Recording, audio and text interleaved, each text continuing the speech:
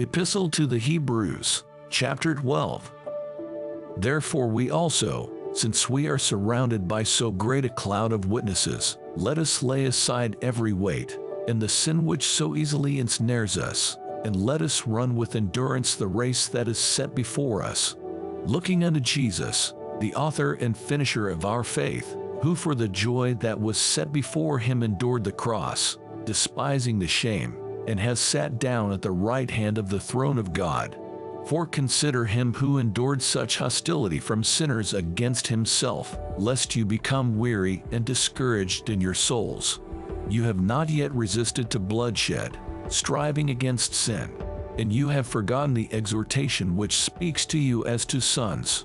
My son, do not despise the chastening of the Lord, nor be discouraged when you are rebuked by him. For whom the Lord loves he chastens, and scourges every son whom he receives.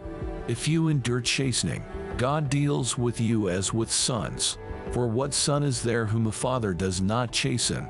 But if you are without chastening, of which all have become partakers, then you are legitimate and not sons. Furthermore, we have had human fathers who corrected us, and we paid them respect. Shall we not much more readily be in subjection to the Father of spirits and live? For they indeed for a few days chastened us as seemed best to them, but he for our profit, that we may be partakers of his holiness. Now no chastening seems to be joyful for the present, but painful. Nevertheless, afterward it yields the peaceable fruit of righteousness to those who have been trained by it.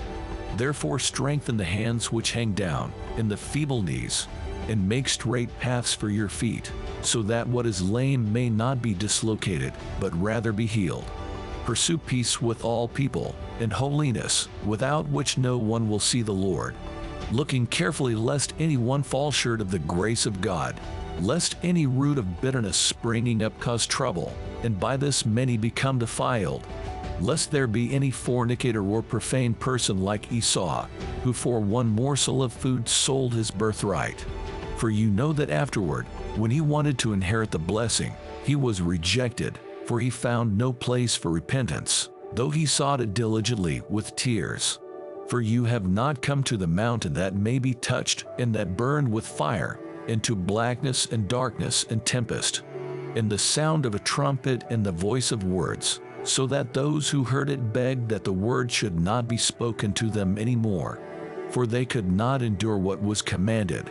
And if so much as a beast touches the mountain, it shall be stoned or shot with an arrow. And so terrifying was the sight that Moses said, I am exceedingly afraid and trembling. But you have come to Mount Sion, and to the city of the living God, the heavenly Jerusalem, to an innumerable company of angels, to the general assembly and church of the firstborn who are registered in heaven, to God the judge of all, to the spirits of just men made perfect, to Jesus the mediator of the new covenant, and to the blood of sprinkling that speaks better things than that of Abel.